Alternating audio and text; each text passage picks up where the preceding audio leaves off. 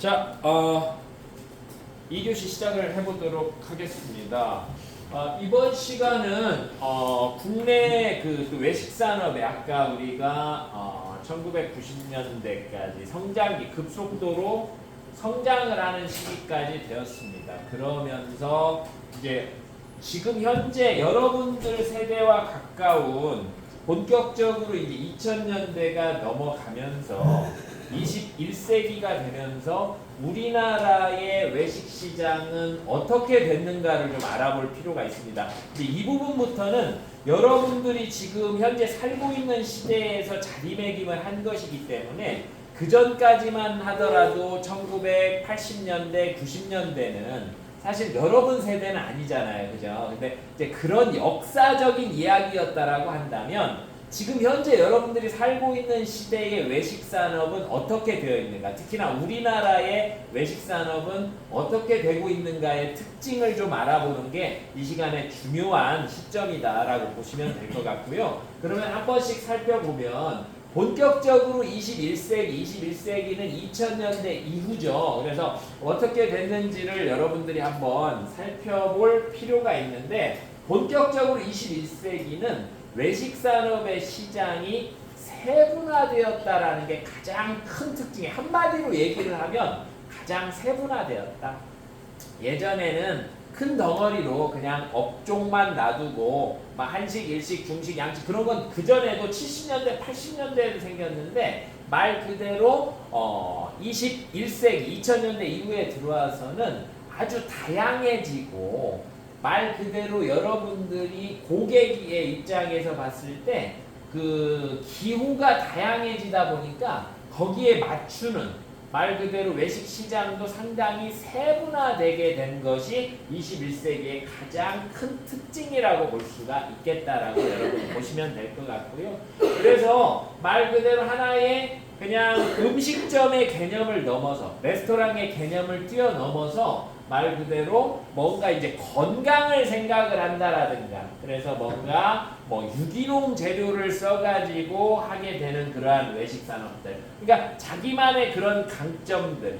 그냥 예전에라고 하면 2000년대 이전에는 커피를 마시는 데면은 그냥 다방이나 컵샵 정도라고 했다라고 하면 그러한 커피도 전문점이라고 하는, 그래서 1999년도 이후에 이제 2000년 되면서 뭐냐면 본격적으로 커피의 선진국이라고 하는 유럽에서 말 그대로 기계를 이용한, 예전에는 정말 인스턴트 커피로 스푼을 커피의 양과 프림과 설탕을 해가지고 저어서 마시는 인스턴트용 커피였다라고 한다면 본격적으로 21세기에 되면서 커피의 가장 맛있는 상태인 에스프레소를 이용을 해가지고 카페 메뉴, 여러분들은 그냥 에스프레소가 우리나라에 들어온 이후에 태어난 사람들이기 때문에 그냥 뭐 스타벅스라든가 커피빈이라든가 여러 군데에서 에스프레소를 매개체를 그냥 중심으로 해가지고 거기다 우유를 섞기도 하고 뭐 물을 섞기도 하고 하는 것이 여기서 알바해본 사람들도 하나 익숙하겠지만 그게 들어온 게 20세기, 21세기 이후란 말이에요. 2000년도부터 시작이 된 거라고 여러분들 알아두시면 될 것 같고요. 뭐 그 외에도 그냥 술집이 아니라 그냥 술집, 호프집 그런 것이 아니라 와인을 전문으로 하는 뭐 와인바라든지 아니면 뭐 칵테일을 전문으로 하는 칵테일바라든지, 그러니까 뭔가 좀 세부적으로 된 것이 여러분들 세대인 21세기부터 본격적으로 시작이 되었다라고 보시면 될 것 같고요. 조금 더 깊숙이 들어가면 그러면 뭐가 좀 다양해졌냐? 첫 번째로 아까 우리가 이야기를 했던 것처럼 업태가 다양해졌다. 서비스하는 형태가 다양해진 것이 21세기에 들어온 첫 번째 특징이다라고 보시면 좋을 것 같고요. 그래서 그전에는 그냥 가서 레스토랑에 가서 먹는 것이 주된 거였다라고 한다면 서비스하는 방식이 다양해졌다라는 건 뭡니까? 뭔가 배달을 전문적으로 하는 곳이라든가 뭔가 포장을 해가지고 가는 것을 전문적으로 하는, 그러니까 외식 산업의 특징 중에서 뭡니까? 시간과 공간의 제약을 해결할 수 있는 그러한 하나의 세분화가 됐다라는 거죠. 그러니까 배달만 전문점으로 하는 데는 굳이 매장이 그렇게 클 이유가 없잖아요. 테이블 놓을 필요가 없잖아. 그냥 주방 놓고 말 그대로 예약 받을 수 있는 공간 하나 놓고 그런 곳들도 생기고 그래서 다양화가 되면서 나올 수 있게끔 하는 그러한 여러 가지 업태가 되었고 대표적인 걸로 보면은 뭐 말 그대로 배달 전문점, 그다음에 뭐 테이크아웃 레스토랑, 그다음에 뭐 그런 즉석으로 판매하는 그러한 레스토랑들이 생겨나는 것이 첫 번째 특징이라고 보시면 될 것 같고요. 그 다음에 두 번째 특징은 하나의 음료가 문화로서 자리를 잡게 됩니다. 음료가. 그래서 그냥 술집, 다방 그런 것이 아니라 내가 음료도 내가 전문적으로 할 수 있는 음료. 와인을 전문적으로 한다. 나는 커피를 전문적으로 한다. 라고 하는 그러한 전문적인 문화가 생겨난 것이 이때 21세기에 들어서 나오게 됐고 여러분들 익숙한 그러한 브랜드들이 나오게 되죠. 말 그대로 스타벅스라든가 이런 것들이 스타벅스가 1999년도에 여러분들 이화여자 대학교 앞에 1호점이 처음 생겼습니다. 그래서 스타벅스 같은 경우는 공헌을 하고 있는 점이 뭐냐면 말 그대로 카페 메뉴를 전파하게 된 겁니다. 그리고 스타벅스가 가지고 들어온 게 뭐냐면 에스프레소 머신을 가지고 들어왔어요. 그래서 에스프레소라고 하는 새로운 커피가 우리나라에 들어오게 됩니다. 그 전까지는 그렇다고 그래가지고 어떤 커피를 주로 마셨냐면 말 그대로 인스턴트 커피. 지금도 있는 여러분들 쉽게 얘기하면 그 노란 스틱 안에 들어있는 알갱이 있죠. 걔는 말 그대로 인스턴트예요. 인스턴트. 빠르게 말 그대로 전쟁 식량에서 처음 시작을 하게 된 겁니다. 그래서 전쟁 식량이라는 뭐 전시에 말 그대로 커피는 외국 사람들이 커피를 오래 마셨으니까 마셔야 되는데 말 그대로 커피 끓이는 커피를 내리는 기계나 그런 것이 없으니까 그냥 가루하고 물만 있으면 물만 타서 바로 물에 녹게끔 해서 만든 그러한 것으로 시작을 했는데 진정한 원두로 해가지고 만드는 커피는 바로 에스프레소라는 거죠. 그래서 그전에는 에스프레소가 없을 때는 우리나라에 원두커피라고 해가지고 망에다가 이렇게 커피 원두가루 넣고 물로 내려가지고 마시는 것까지는 있었어요. 근데 그게 그렇게 맛있진 않거든요. 에스프레소에 비해서는 맛있진 않거든요. 근데 본격적으로 21세기 들어오면서 이러한 에스프레소를 기반으로 해가지고 하는 카페 메뉴들 다양한 뭐 카페 라떼라든가 카페 모카라든가 그러한 다양한 메뉴들이 많이 생겨나게 돼요. 뭐 아메리카노는 당연할 것이고 그런 것이 생겨나게 되고요.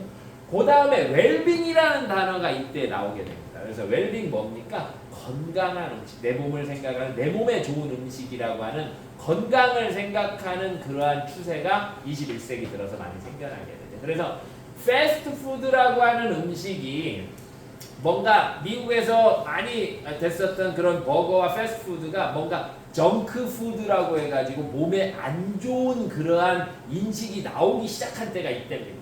빠르게 먹을 수 있어서 좋았는데 빠르게 먹은 건 아무래도 건강에는 그렇게 좋진 않다. 그래서 뭔가 우리 건강에 좋은 오히려 패스트푸드의 반대말이 생겨나는 겁니다. 패스트는 빠르니까 느린 슬로우 푸드라고 하는 신조어가 생겨나기 시작하죠. 그래서 오히려 천천히 만드는 원재료 갖다가 천천히 정성을 들여가지고 천천히 만드는 그러한 것이 오히려 더 건강에는 좋다 해가지고 대표적으로 천천히 만드는 음식 우리 한식으로 봤을 때 가장 시간과 공을 들여가지고 만드는 음식 뭐가 있죠?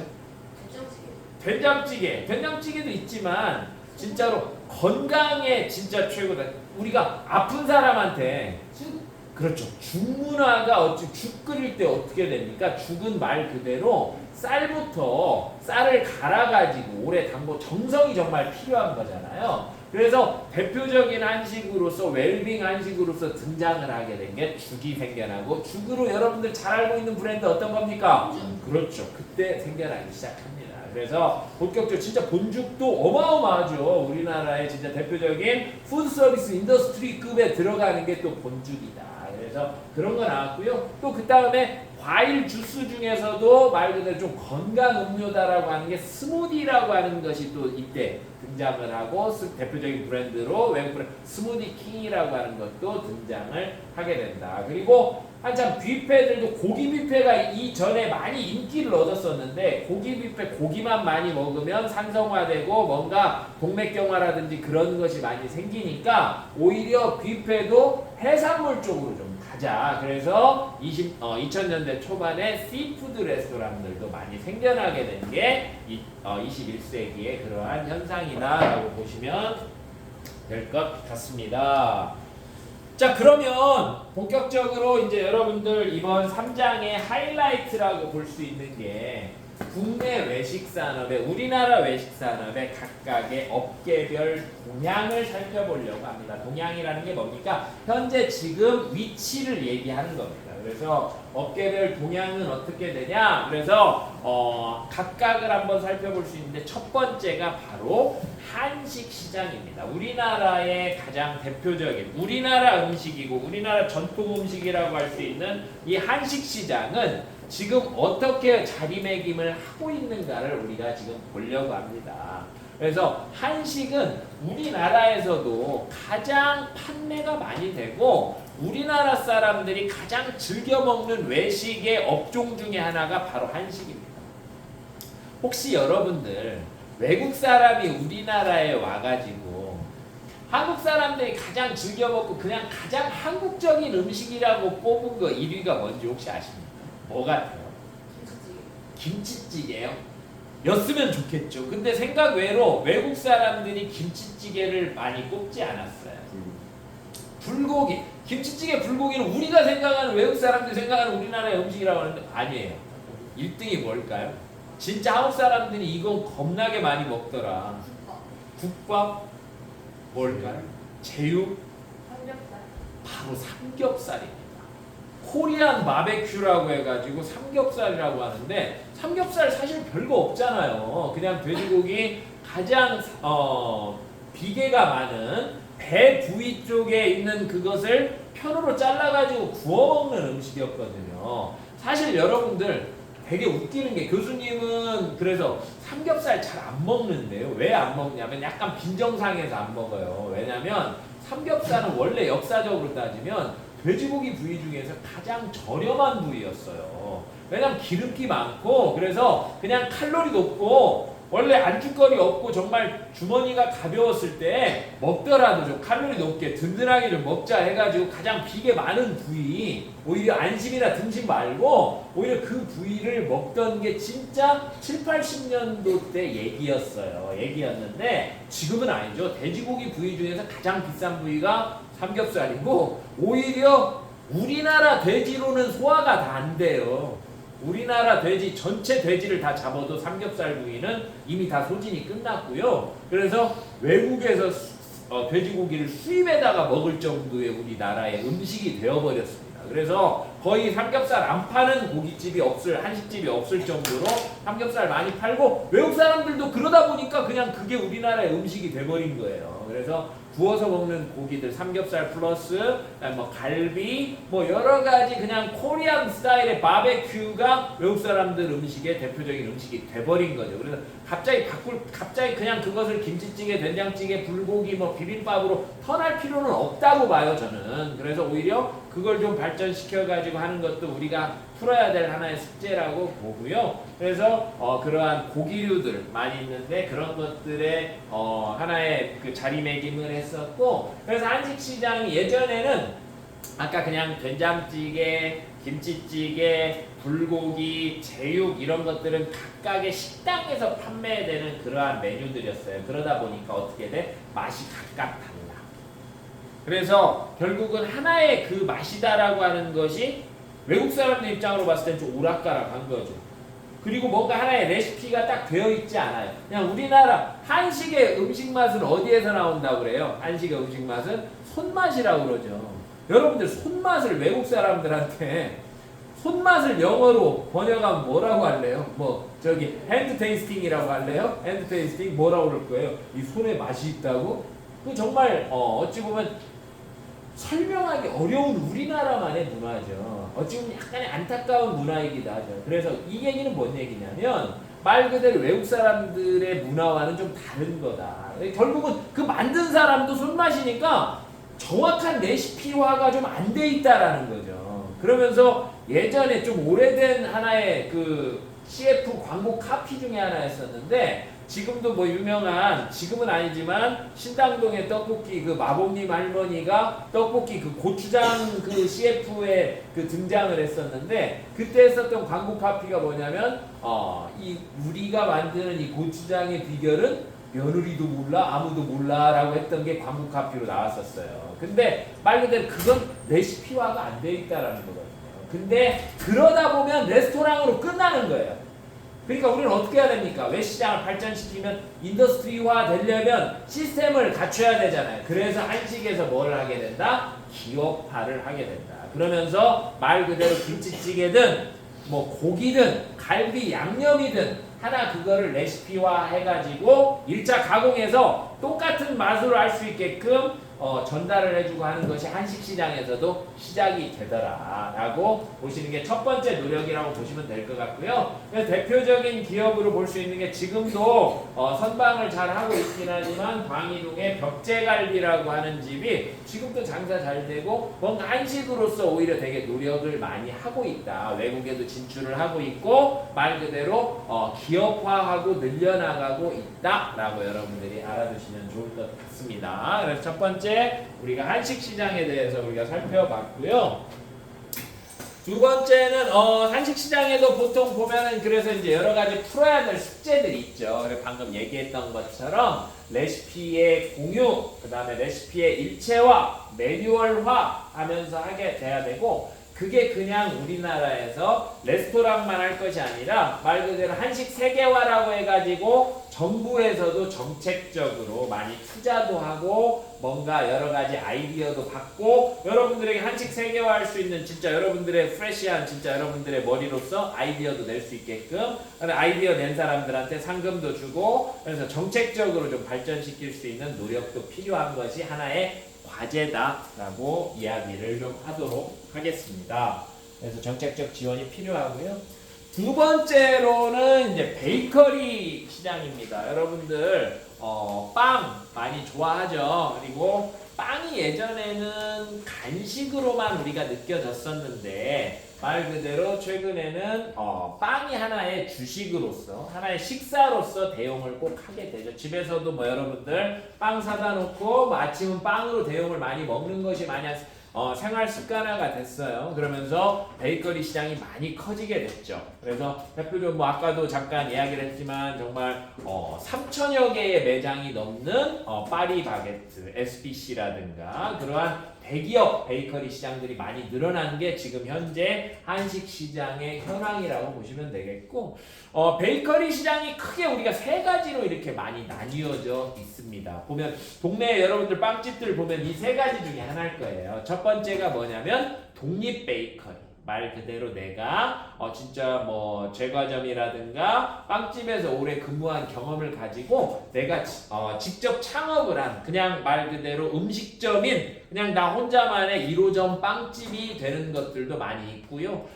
최근에는 밀가루가 말 그대로 글루텐화 되면서 오히려 그냥 밀가루로만 만든 빵보다는 여러 가지 곡물, 잡곡을 가지고 만든 빵이 소화도 잘 되고 밀가루보다는 낫다라고 하는 것이 많아서 수제 빵집들이 많이 생기고 건강 빵집들이 좀 많이 생겨나죠. 그렇게 해서 아마 지역 여러분들 동네에 하나의 그 주택가 쪽에 많이 파고들고 있는 빵집들이 많이 늘어나고 있는 추세가 첫 번째.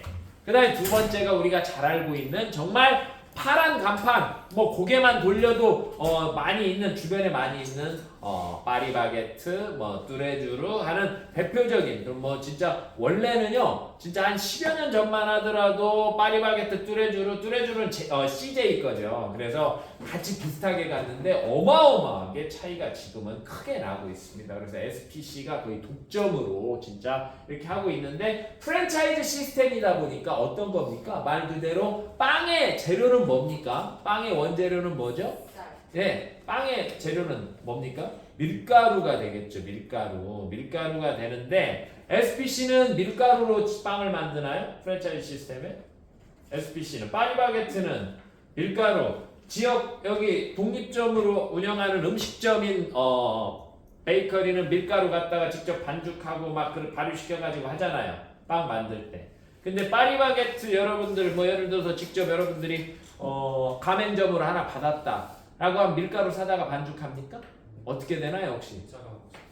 크게? 1차 가공. 1차 가공된 거면 밀가루면 이미 반죽이 완료된 냉동 생지가 다 곳곳에 매장으로 가게 됩니다.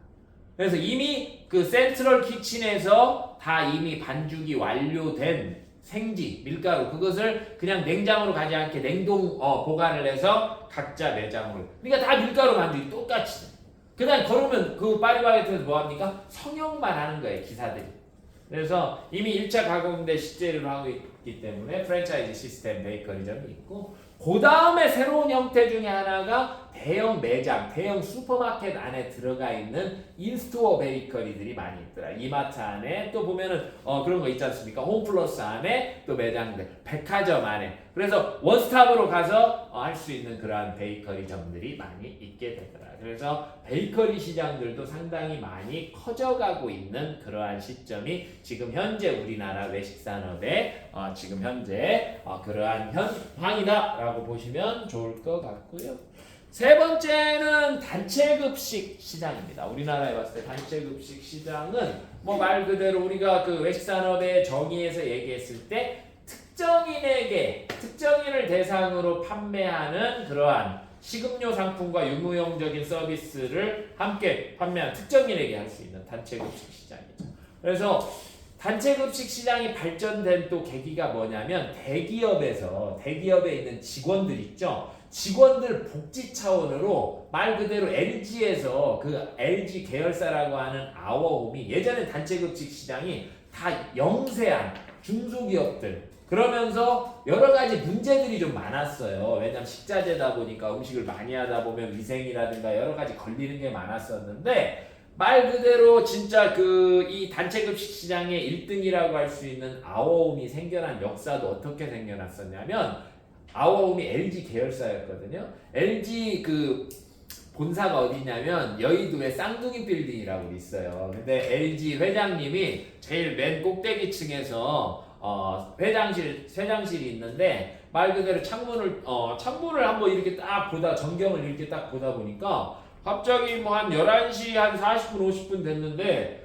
개미떼들처럼 막 사람들이 막 움직여 나가는 것을 보게 된 거예요. 그러면서 뭐 비서라든지 누구한테 지금 쟤네들 어디를 저렇게 가냐 했더니 식당 자리 맡으려고 막 뛰어간다라고 하는 거예요. 그래서 그 회장이 생각하는 그러면 저렇게 뛰어가는 사람들을 우리가 직접 밥을 주면 안 될까로 시작을 한 거야. 왜 그 회사에서 주는 급식 그때는 없었던 건 아니죠. 회사에서 주는 직원 식당 메뉴는 별로야 했더니까 별로라고 이야기를 하는 거야. 그러면 직원 식당을 맛있게 하자라고 해가지고 우리가 직접 한번 뛰어보자라고 시작한 게 대기업들의 단체급식 시장들로 들어가게 된 겁니다. 그러니까 말 그대로 기업의 직원들의 복지를 하나를 봤을 때 밥이라도 우리가 잘 주고 하자 해가지고 LG를 필두로 해가지고 지금은 LG, 삼성 모든 대기업에서 단체급식을 본인들이 안 다루는 데가 없을 정도로 그러면서 오히려 대기업들이 중소기업까지 입찰 들어가서 거기까지 들어가는 걸로 유명해진 게 하나의 단체급식 시장이 되더라. 그래서 말 그대로 그 회사 복지 차원으로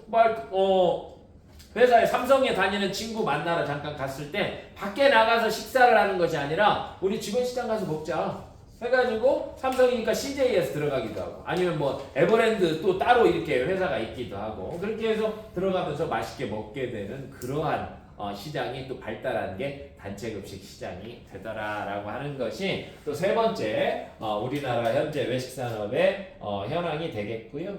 네 번째는 뭐냐면 HMR이라고 이렇게 가정식 대용식품입니다. 얘 한번 따라서 한번 읽어보도록 할까요? HMR의 풀네임입니다. 한번 따라해 봅시다. Home Meal Replacement. 다시 한번 따라해 볼게요. Home Meal Replacement. 네, 그냥 홈은 뭐예요? 집이잖아요. 그냥 밀은 뭡니까? 음식이죠. 집밥이에요. 홈밀이면 집밥인데 집밥을 대체할 리플레이스먼트 대체 용품이라는 겁니다. 그러니까 집밥을 대체해 줄 수 있는 하나의 가정식 대용 식품이다. 그래서 그것의 약자를 따서 HMR이라고 합니다. 근데 HMR이 말 그대로 얘는 외식 산업이라고 하니까 우리가 그냥 뭐 말 그대로 햄버거 판매하는 음식점, 뭐 커피 전문점, 뭐 치킨집 그것만 생각할 것이 아니라 말 그대로 이것 같은 경우는 하나의 냉동식품이라든가 가장 기본적인 경우는 3분 카레, 3분 짜장에서부터 시작을 한 거예요.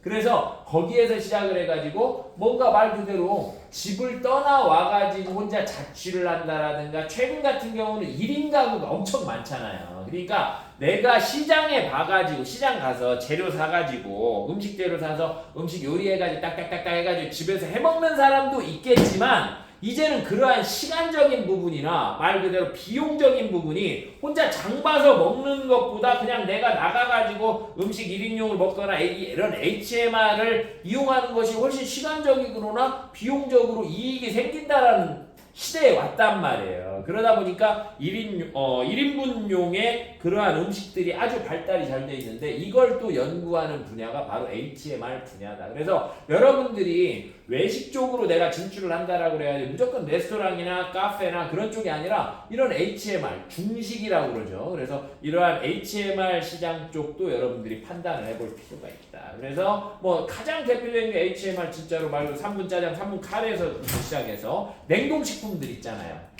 가다운 냉동식품들 보면은 뭐 냉동 피자라든가 뭐 말 그대로 뭐 진짜 하다못해 찌개 같은 것도 부대찌개, 냉동 부대찌개 같은 것들도 있잖아요. 그러한 시장들이 외식 시장에도 잘 발달이 되어 있고 그냥 예전에는 뭐 음식 그 이렇게 포장해가지고 이렇게 보관해 놓은 거 뭐 예를 들어서 하다못해 생선회들도 회 이렇게 큰 접시 이렇게 있는데 나 혼자 산단 말이야. 근데 혼자 사는데 퇴근해가지고 그냥 내가 피곤한 몸 이끌고 슈퍼에 가가지고 1인용 회 접시 그런 거 해가지고 내가 뭐 예를 들어서 술 같은 거 하나 사가지고 와인 하나 사가지고 가서 혼자 이렇게 먹을 수 있는 게 지금 여러분들 세대는 그게 더 익숙하다는 말이에요. 그래서 아직까지 그런 쪽이 잘 발달이 안 돼 있으면 여러분들이 아이디어를 해서 이런 쪽으로 오히려 요리를 편하게 이렇게 어찌 보면은 그렇게 타겟 고객들을 대상으로 우리가 좀 더 발전시켜볼 필요가 있다라고 알아두시면 좋을 것 같습니다. 그래서 가정식 대용식품 HMR 홈밀 리플레이스먼트에 대해서도 이야기를 했고요.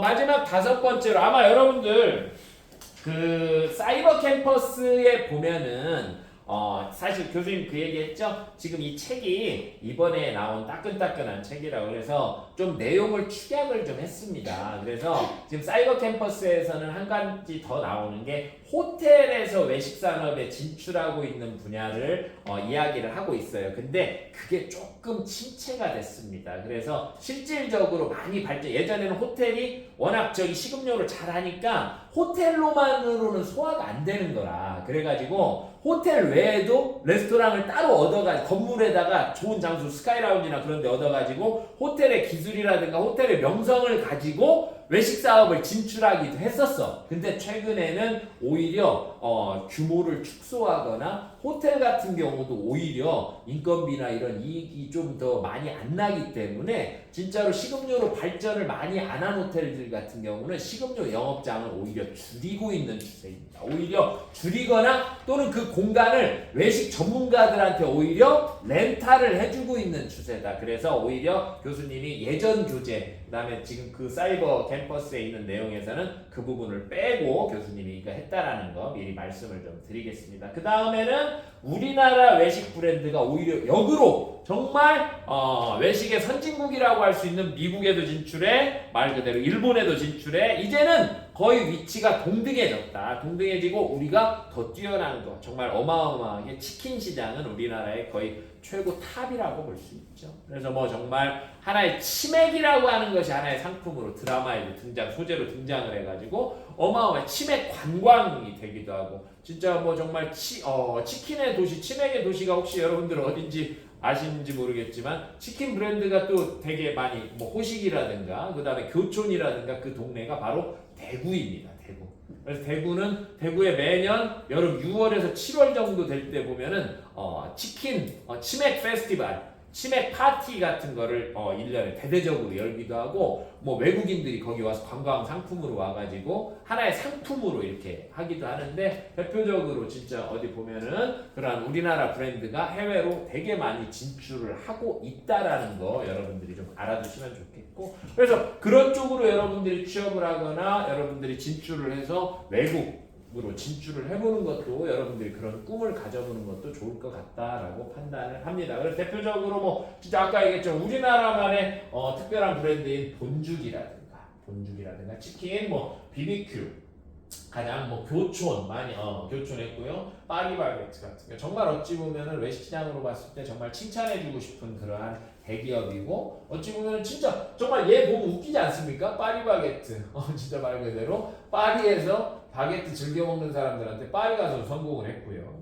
전 세계적으로 많이 나가고 있다. 뭐 여러 가지 그러한 이야기들도 있죠. 뜨거운 죽은 진짜로 우리나라에만 또 있는 음식이지 않습니까? 그래서 되게 많이 그래서 또 이거 제1, 제2에서 본이라고 하는 거 이름하고 뭐 현죽도 있고 제2, 제3 뭐 이렇게 어찌 보면 약간의 비슷한 거 많이 만들지 않습니까? 그렇게 할 수도 있고 이건 지금 베트남에 지금 롯데리아에서 지금 오토바이를 많이 이렇게 가고 있는데 그러한 사진이다라고 여러분들 보시면 좋을 것 같습니다. 이렇게 보시면 될 것 같고요. 그래서 지금 사례에 대해서도 이야기를 하고 있습니다. 그래서 사례도 보니까 지금 뭐 본죽 얘기하고 있네요. 그래서 본죽에도 지금 보니까 뭐 1100호점 이렇게 이상 나오고 있다라고 하는 거 볼 수 있고요. 죽집인데도 이렇게 깔끔하게 카페처럼 이렇게 하고 있다. 그러니까 이제 어느 정도 자리매김이 되니까 아까도 얘기했지만 업태의 중요함을 자꾸 우리가 깨닫게 되는 거죠. 그래서 뭔가 이렇게 새로운 것을 우리가 해보려고 하는 그러한 부분들 그래서 이 신문 기사에 나와 있으니까 여러분들 알아두시면 좋을 것 같고요. 정리하는 마당으로 해서 한번 퀴즈 한번 풀어보도록 할까요? 오늘의 퀴즈 한번 보겠습니다. 1979년 우리나라에 여러분들 프랜차이즈 시스템을 도입해서 우리나라 외식산업의 태동기를 알린 외식기업 교수님이 봤을 때 우리나라의 어찌 보면 외식산업의 시초는 이 기업이다 이 브랜드다 라고 했는데 어디였습니까? CJ였나요? 1979년 을지로의 롯데리아다 라고 교수님이 얘기를 했죠. 바로 롯데리아입니다. 두 번째, 집에서 만드는 식사를 대체하는 음식이라는 뜻으로 간편하게 집에서 데우거나 즉석해서 먹을 수 있는 반가공 또는 반조리 식품 무엇입니까? 한번 여러분들 풀네임 한번 얘기 한번 해볼까요? 뭐였습니까? 홈밀 뭡니까? 리플레이스먼트 줄여서 약자만 얘기해서 HMR이다 라고 보시면 좋을 것 같습니다. 그래서 오늘 수업은 여기까지 일단은 진도는 여기까지 하도록 하겠습니다.